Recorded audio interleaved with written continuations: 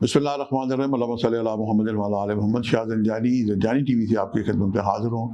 آپ پروگرام میں آج ٹوڈے قبولیت دعا کا وقت۔ دعا ایک پروردگار سے ربط اور پروردگار سے مانگنا ہے، چونکہ ہم اسی کے بندے ہیں اور اسی کی طرف لوٹ کے ہم نے جانا ہے۔ خوش قسمت لوگ ہیں جو پنجگانہ نماز ادا کرتے ہیں، بلکہ اس سے بھی بڑھ کے خوش قسمت لوگ ہیں جو نماز شب، نماز تہجد ادا کرتے ہیں، کیونکہ پنجگانہ نماز کے بعد دعا کی جاتی ہے۔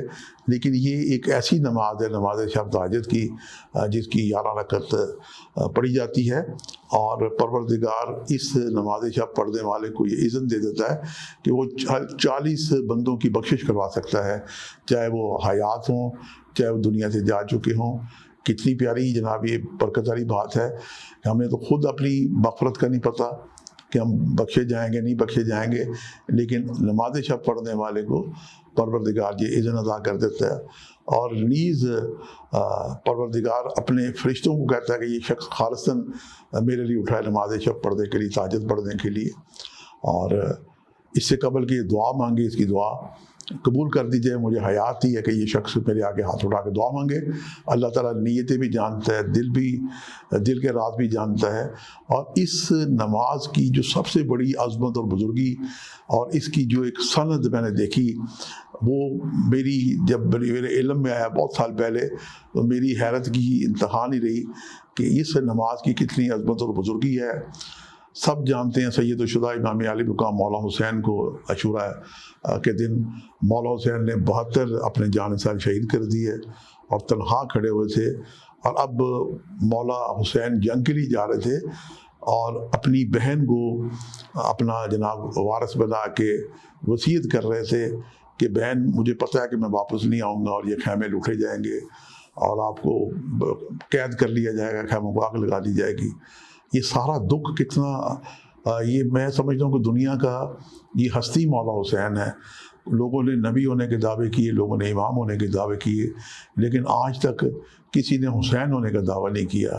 مولا حسین کا سٹیٹس جناب فرمان رسول ہے کہ حسن اور حسین شبہ بنے، اہل جنت کے سردار ہیں، اور اپنی بہن سے یہ سارے دکھ جھیلنے کے بعد 3 دن کے بھوکے پیاسے اپنی بہن سے جنگ پہ جانے سے پہلے فرمائش کر رہے ہیں کہ بہن مجھے اپنی نماز شب کی دعا میں یاد رکھنا۔ اس سے بڑھ کے اس نماز کی کیا عظمت ہو سکتی ہے؟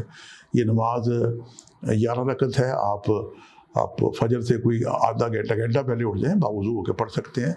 آپ 11 رکعت پڑھیں، آپ جناب 9 پڑھیں، 7 پڑھیں، 5 پڑھیں، 6 پڑھیں، 1 پڑھیں ضرور۔ پھر اس کے فیوز و برکات دیکھیں کہ آپ کی زندگی تبدیل ہو جائے گی۔ اس نماز پڑھنے والے کی حاجات خود بخود حل ہونی شروع ہو جاتی ہیں، اور یہ میں نے بہت سارے لوگوں کے جناب تجربہ شدہ، آزمودہ شدہ باتیں میں نے آپ کو ہدیہ کی ہیں۔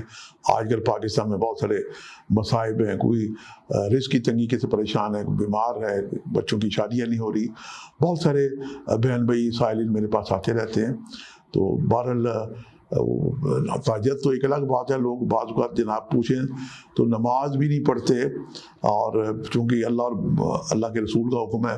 بہرحال یہ ہے کہ جب بھی پروردگار اپنا کرم کر دے، اس کے کرم اور عطا سے پڑھنی چاہیے، اور نماز پڑھنے کے بعد ہم ہاتھ اٹھا کے جب اللہ سے دعا کرتے ہیں تو ہمیں امید ہوتی ہے کہ ہماری دعائیں مستجاب ہوں گی، اور اپنی دعاؤں کی یقینی قبولیت کے لیے اول آخری 11 مرتبہ درود شریف پڑھنا نہ بھولیں۔ آج کے جو میں نے وقت نکالے ہیں قبولیت دعا کے 24 گھنٹے میں جو نماز آتے ہیں، وہ آپ کی خدمت میں پیش کرنے کی میں سعادت حاصل کرتا ہوں۔ آج جناب 19 دسمبر پیر کا دن ہے۔ پہلا وقت ہے صبح 4:18 سے لے کے 4:49، اور دوسرا وقت ہے جناب 12:33 سے لے کے 1:03، اور تیسرا وقت ہے شام 4:52 سے لے کے 4:23۔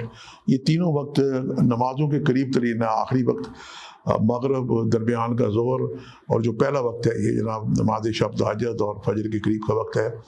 اپنی دعاؤں کی یقینی قبولیت کے لیے درود پاک کا ضرور ورد کریں، اور ایک اور بھی طریقہ ہے کہ نماز بھی پڑھیں اور اس آدھے گھنٹے میں کثرت سے درود شریف پڑھیں، اور درود شریف پڑھتے پڑھتے درمیان میں وقفہ کر کے بھی دعائیں کر سکتے ہیں۔